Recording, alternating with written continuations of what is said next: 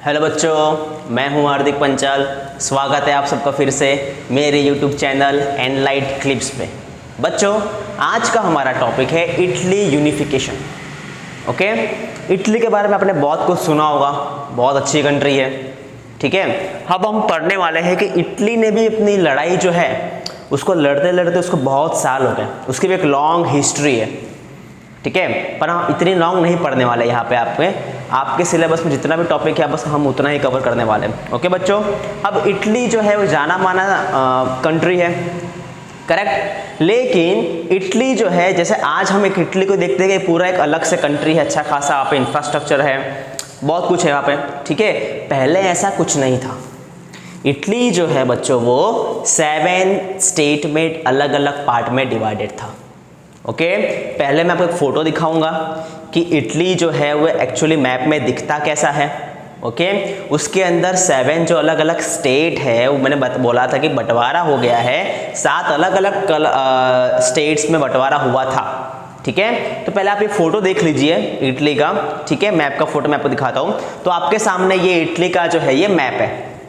Okay, 1815 का map है। आप देख सकते हैं इसके अंदर बहुत सारे अलग अलग कलर्स दिख रहे हैं आपको।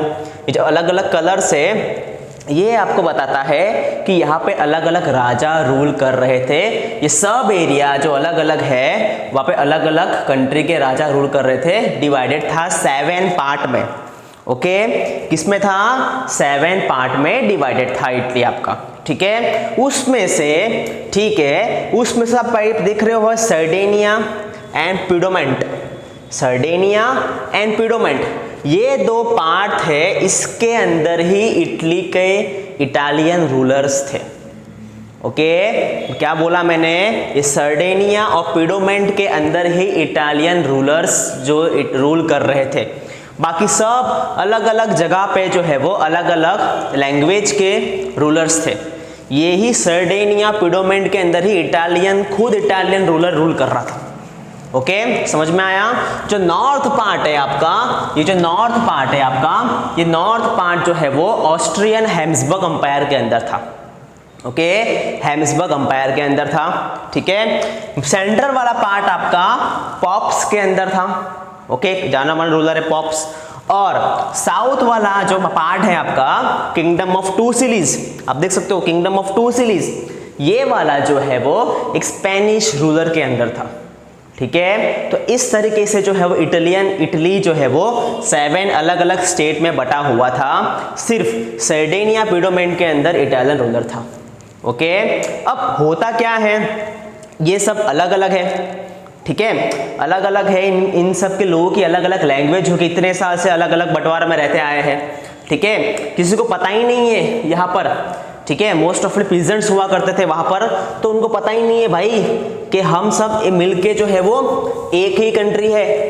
नहीं पता, उनको लगता भाई हम लोग 2 सिटीज में रह रहे थे, यही हमारी कंट्री है, बस इसके आगे हम लोग कंट्री नहीं। मतलब उनको जो है वो मोस्ट ऑफ सब लोग इलिटरेट थे, तो उनको प्रॉपर जो है वो बाहर की चीज़ों के बारे में नॉलेज नहीं था। ओके बच्चों, हम पढ़ेंगे उसके बारे में। पहले धीरे धीरे थोड़ी स्टोरी शुरू करते हैं हम। ओके, अब हुआ क्या एक्चुअली कि 1830 की बात है। 1830 की बात है। गुज़ेप्पे मैज़िनी, कौन थे? गुज़ेप्पे मैज़िनी। ओके, इन्होंने चार्ज ले लिया। ये थे गुज़ेप्पे मैज़िनी, इसके बारे में हमने टॉपिक कवर किया हुआ है एक हमारा। ठीक है, ये है गुज़ेप्पे मैज़िनी। इन्होंने चार्ज लिया कि भाई अभी बहुत अलग अलग रह लिया। ये खुद इटली से थे। ओके, और ये देश प्रेमी थे, तो उन्होंने आज़ादी की लड़ाई शुरू की। कैसे शुरू की उन्होंने ये बोला कि एक काम करते हैं, हम लोग जो है वो इटली को यूनिफाई करने के लिए एक सीक्रेट सोसाइटी बनाते हैं। ओके, गुज़ेप्पे मैज़िनी ने ये बोला कि हम जो है वो इटली को यूनिफाइड करने के लिए, इटली है वो 7 स्टेट्स में बटा हुआ था, उसको यूनिफाई करने के लिए हम लोग क्या करते हैं, सीक्रेट सोसाइटी बनाते हैं, उसका नाम होगा यंग इटली। तो उन्होंने एक सीक्रेट सोसाइटी बनाई यंग इटली करके। करेक्ट, तो कुछ कारणवश वहाँ के राजाओं को पता चल गया कि भाई ये बंदा है, ये हमारे पीठ पीछे एक सीक्रेट सोसाइटी बनाई है इसने, और लोगों को इकट्ठा कर रहा है, यूनाइट कर रहा है सब इटालियन पीपल को, और हमारे खिलाफ भड़का रहा है। तो उसको देश निकाल कर दिया, एग्जाइल कर दिया। ये स्टोरी थी गुज़ेप्पे मैज़िनी की।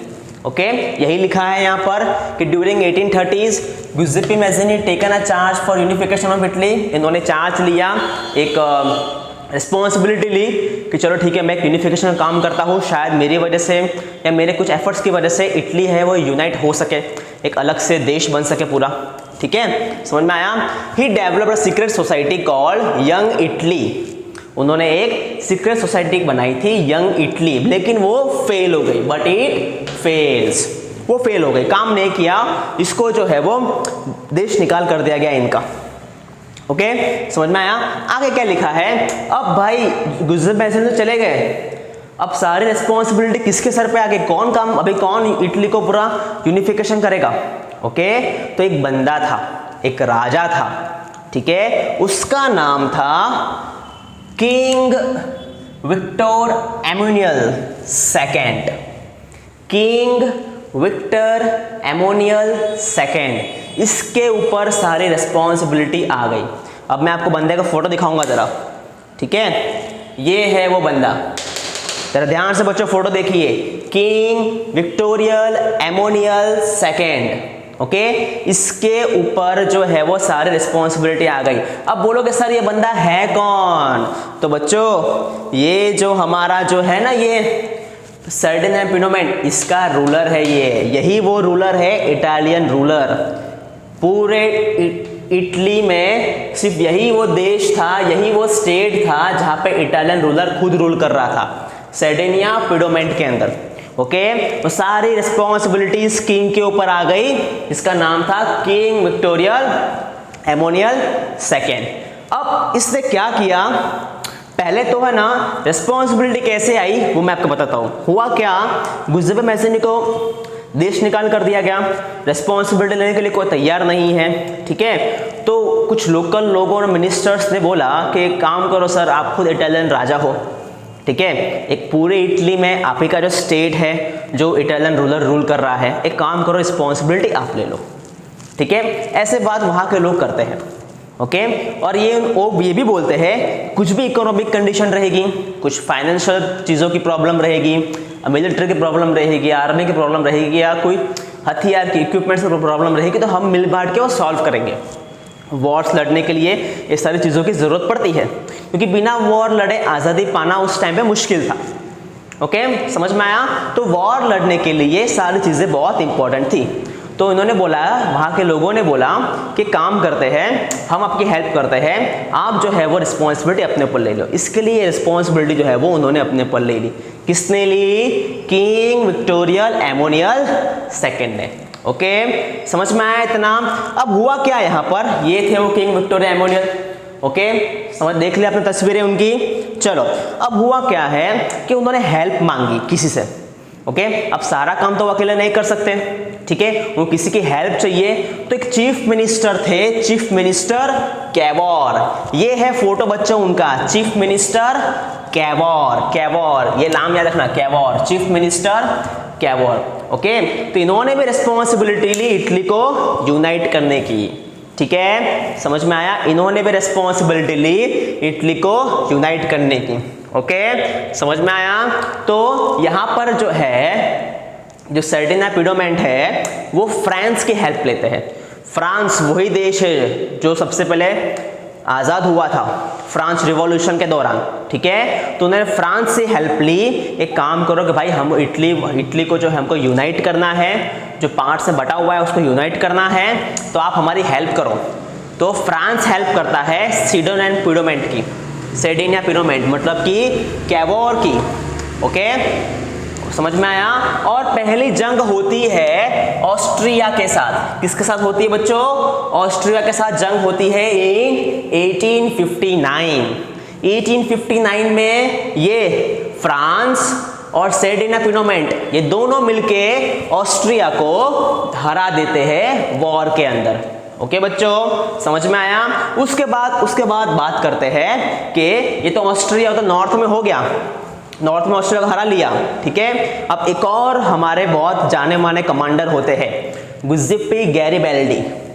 गुज़िप्पी गैरिबल्डी, ओके, मैज़ीनी नहीं है बच्चों, गुज़िप्पी गैरिबल्डी है, ये ध्यान रखना। ये है उनका फोटो, गुज़िप्पी गैरिबल्डी। ओके, ये जाने माने वॉलंटियर्स होते हैं। ओके, समझ में आया। अब ये जाते हैं साउथ की तरफ। साउथ की तरफ मतलब कहाँ बच्चों, ठीक है, साउथ की तरफ मतलब यहाँ पे। ओके, अब देखो ये सर्डियन पेडोमेंट और ये फ्रांस, ये दिख रहा है आपको फ्रांस, इन दोनों ने मिलके, ये फ्रांस और पेडोमेंट, ये दोनों ने मिलके जो है वो ऑस्ट्रिया को हराया। देखो ऑस्ट्रियन एम्पायर, हैब्सबर्ग एम्पायर, इनको हरा दिया और नॉर्थ को अपने कब्जे में ले लिया। मतलब ये पूरा पार्ट है वो इटली के अंदर आ गया।